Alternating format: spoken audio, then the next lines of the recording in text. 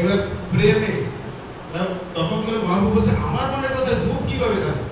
তখন শরৎ দামোদর এখানে গেলেন, যে ডেকে আসছে, দেখো রূপ আমার মনের কথা জানে। শরৎটা পেয়েছিল কি মনের কথা ছিল মহাপ্রভু?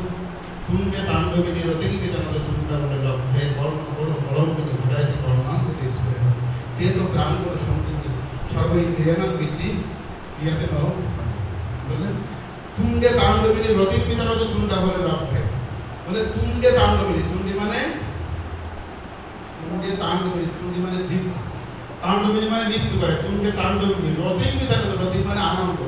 যখন কৃষ্ণ নাম নি লাস্টে বলতেন যে কৃষ্ণ নাম নি মানে কৃষ্ণ, এসব লাস্টে কিন্তু কৃষ্ণ নাম নি আছে, কৃষ্ণ শব্দটা আছে। কৃষ্ণ মহাপ্রভু বলছে যে কৃষ্ণ শব্দ দুটো যখন আমার জিহ্বায় তুঙ্গে তাণ্ডবিনী মানে নৃত্য করে, তখন আমার কি হয়? তুঙ্গে তাণ্ডবিনী রতির পিতা তুঙ্গা বলে লব্ধায়, তুঙ্গা বলে মানে লক্ষ লক্ষ কোটি কোটি জিহ্বা আমার পাওয়ার ইচ্ছা। মহাপ্রভুর ইচ্ছা এটা, যখন কৃষ্ণ শব্দ দুটো আমার জিহ্বাগ্রভাবে এরকম নৃত্য করে, তখন আমার কোটি কোটি জিহ্বা পাওয়ার ইচ্ছায় তুঙ্গে তাণ্ডবিনী রতির পিতা তুঙ্গা বলে লব্ধায় কর্ণ বড় কলঙ্কনি ঘটাইতে কর্ণাঙ্ক দেশি হয়। কর্ণ যখন এই কৃষ্ণ শব্দ দুটো আমার কান দিয়ে দুই কান দিয়ে যখন আমার হৃদয়ে প্রবেশ করে, আমার তখন লক্ষ লক্ষ নয় কোটি কোটি টান পাওয়ার ইচ্ছা যায়।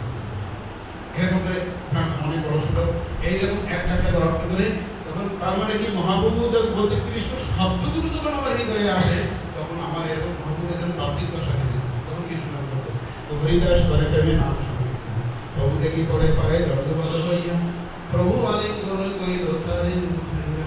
মহাপ্রভু যে গিয়েছে আর হরিদাস ঠাকুর কি করলেন? হরিদাস ঠাকুর ধন্যবাদ প্রণাম করছে, হরিদাস ঠাকুর প্রণাম করছে মাটিতে, আর মহাপ্রভু যে কি করলেন? তাকে দুইজনে প্রেমাবেশে করাই গ্রহণ করে প্রভু বলে ভিত্ত বিকল প্রভু ভিত্ত। তখন দুইজনে প্রেমাবেশে করাই করতো মানে কি? যেমন দেখবেন কিছু কিছু গাছে লতা ওঠে, লতা অনেকদিন যখন হয় ওদের এমনভাবে জড়িয়ে আপনি বের করতে হবে, কাটতে হবে, তাই না? দুইজন দেখেন, একজন হচ্ছে ভক্ত আর একজন হচ্ছে ভগবান, দুইজনে প্রেমাবেশে করাই গ্রহণ করে। হরিদাস ঠাকুর বলছে সেই প্রভু কবে চলে আসছে আমার দেখা হয়নি। আর এখানে পরম ভক্তকে পেয়ে ভগবান যে তার ভক্তকে ভক্তমার হৃদয় প্রমাণ করে দেন মহাপ্রভু। মহাপ্রভুর কান্না কি দরকার? দুইজনে প্রেমাবেশে করাই পালন করবে প্রভু বলে ভিত্ত বিবাদ মানে হরিদাস ঠাকুরকে টাচ করে প্রভু মানে একদম অসাড় হয়ে যাচ্ছে। আবার কি করছে? প্রভু বলে ভিত্ত বিকাল প্রভু ভিত্ত গুণে মানে দুইজন এক অপরে টাচ করে সবাই একদম অসাড়ের মতো হয়ে গেছে, দুইজন প্রেমাবেশে। হরিদাস করে প্রভু না সইও মনে, হঠাৎ হরিদাস মহাপ্রভুর দিকে সরে দিয়ে বলছে হরিদাস কয়ে প্রভু না সইও বলে মই নিছু আইস বিশ্ব পরম পরম কথাটা কত ব্যক্ত করতে বলছে প্রভু আপনি আমাকে ছুবেন না, আমি নিছু, আমি আইস বিশ্ব পরম বাবা পরম পরম শব্দটা কথা ব্যবহার করা হয় পরমেশ্বর পরম ধাম মানে এর থেকে আর কিছু শ্রেষ্ঠ হতে পারে না। হরিদাস ঠাকুর বলছে আমি পরম বাবা মানে শ্রেষ্ঠ বাবা, মানে পাতকি সব থেকে বড় পাতকি আমি মই নিছু আইস বিশ্ব, কারণ আমরা সবাই জানি যখন বলি না জন্ম গ্রহণ করেছে তাই নিজেকে বলছে ওই নিচু আইস বিশ্ব পরম বাবা, আমার মতো এত পাপি কেউ না। হরিদাস ঠাকুর সরিয়ে দিল। মহাপ্রভু তখন কি বললেন? অবাক লাগে কথা বলতে হবে, কেন হরিদাস ঠাকুরকে নামের আসারটা বলা হচ্ছে? প্রভু কয়ে তোমায় স্পর্শী পবিত্র হইতে তোমার পবিত্র ধর্ম নাহি। ভগবান তিনি সব কিছুতে পূর্ণ, তাই না? পূর্ণ সম্পূর্ণ মাথায় পূর্ণ বিভাগ বসে উনার কাছে কোন পূর্ণটা নাই? উনি কি ওয়ার্ডটা ব্যবহার করলেন যে প্রভু কয়ে তোমায় স্পর্শী পবিত্র হইতে তোমার পবিত্র ধর্ম নাহি কমা। তাহলে হরিদাস ঠাকুরের কি পবিত্রতা ছিল? যাও মহাপ্রভুর ছিল না, এটা হতে পারে ভগবানের ছিল না, কেন এই ওয়ার্ডটা উনি ব্যবহার করলেন? এমনি বলছে তোমায় স্পর্শী পবিত্র, বলছি ভগবান সার করছে হয়ে যায় তোমাকে কেন স্পর্শী করে যাবে? আমি নিজে পবিত্র, কারণ তোমার যে পবিত্র ধর্ম ওইটা আমার কাছে না।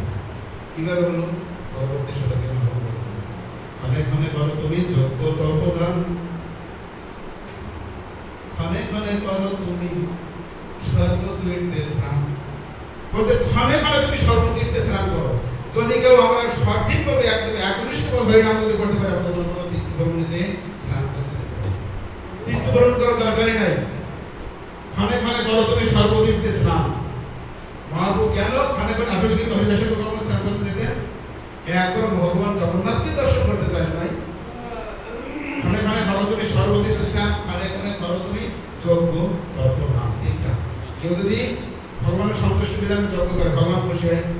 তপ মানে তপস্যা, মুনি ঋষিরা কোটি কোটি জন্ম তপস্যা করছে ভগবানের জন্য। দান মানে সাত্বিক দান করলে ভগবান খুশি হয়। বলছে ক্ষণে ক্ষণে তুমি কয়টা জিনিস করো, কি করো? শুধু হরিনাম করো, তাই তোমার এই সমস্ত করো, ঠিক না? আর কিছু করে দেশে করো, এবার ক্ষণে ক্ষণে করো তুমি সর্বতীর্থে স্নান, ক্ষণে ক্ষণে করো তুমি যোগ্যতা অর্জন। এই জন্য উনি নামের আচার্য, যেখানে শুধু হরিনাম করতে সমস্ত সমস্ত গুণ তার কাছে এসে ধরা যেত। আরবার কি বললেন? যে নিরন্তর করো তুমি বেদ অধ্যয়ন, শেষ নিরন্তর করো তুমি বেদ অধ্যয়ন, দ্বিজনে শিখ হইতে তুমি করো। আমাদের অনেকে বলে যে আপনাদের প্রভুপাদ কেন বেদকে লেখেন নাই ভালোভাবে সুন্দর করে আমরা পড়তে পারতাম, মহাপ্রভু কেন হতে দিলেন? ক্ষণে ক্ষণে করো তুমি বেদ অধ্যয়ন, নিরন্তর করো তুমি বেদ অধ্যয়ন। এর আগে বলছিল অর্থটা ব্যবহার করছিল ক্ষণে ক্ষণে, ক্ষণে ক্ষণে মানে 1 2 3, ক্ষণে ক্ষণে মানে একটু ইয়ে আছে, গ্রাফ আছে না? আর এরপরে বলে নিরন্তর করো তুমি বেদ অধ্যয়ন। তার মানে হরিনাম যদি কেউ করবে তার বেদ অধ্যয়ন করার প্রয়োজন নেই, কোনো কিছু লাগবে না, মহাপ্রভুর ডাইরেক্ট এখানে শিখিয়ে দিয়েছে। ক্ষণে ক্ষণে করো তুমি সর্বতীর্থে স্নান, এখানে বলে নিরন্তর করো তুমি বেদ অধ্যয়ন, দ্বিজনে শিখ হইতে তুমি করো। এটা শুধু বলছিলাম